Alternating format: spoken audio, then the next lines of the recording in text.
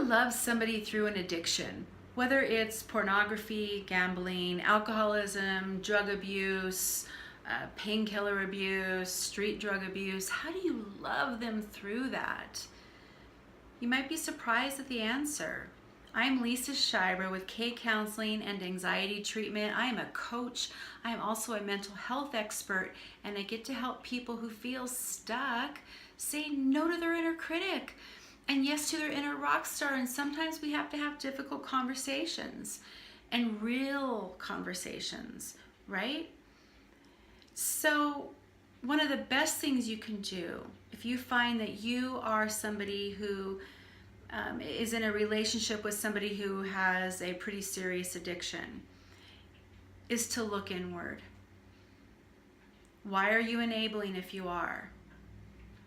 Why are you allowing it to happen in your home if it's illegal substances? Are you really ready to risk losing everything if drug enforcement agents walk in? Are you really willing to risk that? Ask yourself, why are you willing to tolerate it?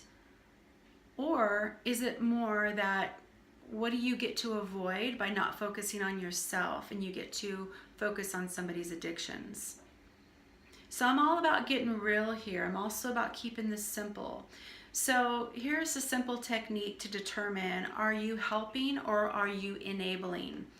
The former is helpful, right? The latter is not so much. The latter is more in terms of codependency.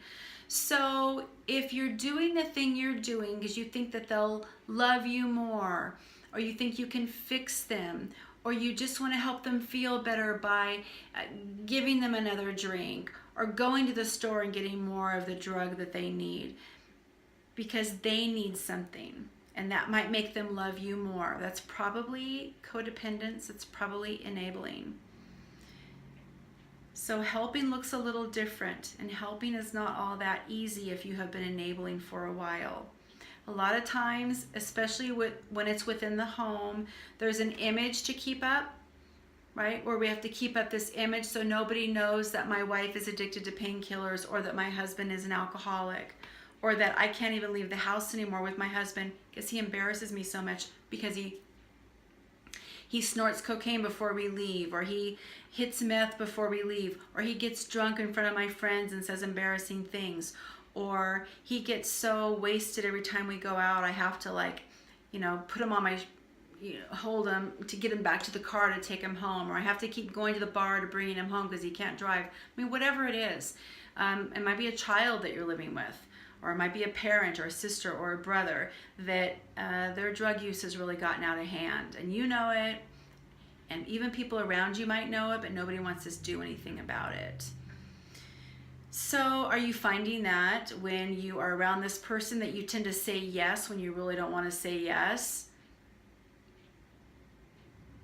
So boundaries are really important as you're moving through this. So the first thing to do is take really good care of yourself. Second, exact your boundaries. Say no when you mean to say no, and say yes when it's okay to say yes. Taking really good care of yourself means really good self-care.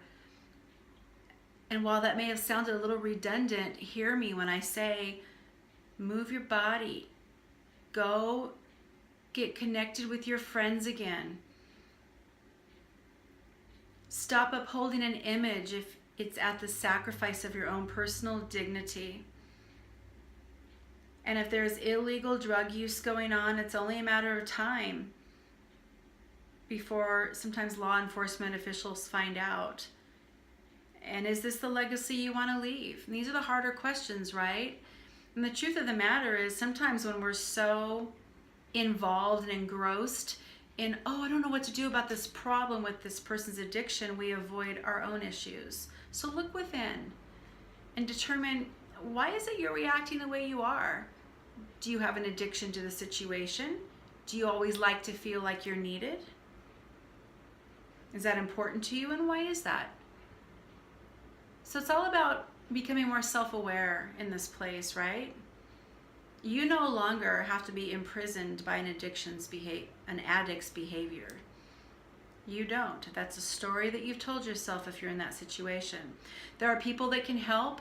Listen, oftentimes the intervention that's required for these more severe addictions are above your pay grade, and you need to get some help. And so if you are somebody who is in that situation, I urge you to reach out and get the help that you need through a local mental health agency, hospital. There are places that you can call to get some help. So like I said, any local hospital, mental health clinics, drug rehab clinics, make the call. Find out what the choices are. It's like, get out of your head and get into the action if this person needs some help. Because truly loving somebody through this often means you have to put down some pretty hardcore measures. And that is, look, you can't bring meth into our house ever again. It's illegal. You'll have to find somewhere else to take that, because it's not going to be here anymore. It's not going to be around the children. We're not doing this anymore. And they're going to be very upset because you're exacting a new rule. You're getting firm with your boundary, but it will free you from feeling like you have to solve a problem that's above your pay grade to solve. I hope you found this helpful. If you did, I invite you to subscribe by clicking on the bell below to get more information on ways to calm down stress. It's my intent to provide short snippets of content-rich information to calm down some stress in your life. I hope that you loved this short video, and I will see you back here again. Please take a look around this YouTube channel. Got an itchy nose.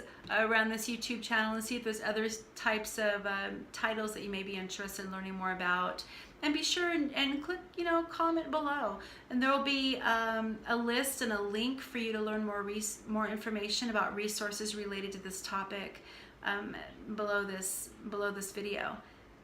Thanks again for your time, and I hope you have a great rest of your day.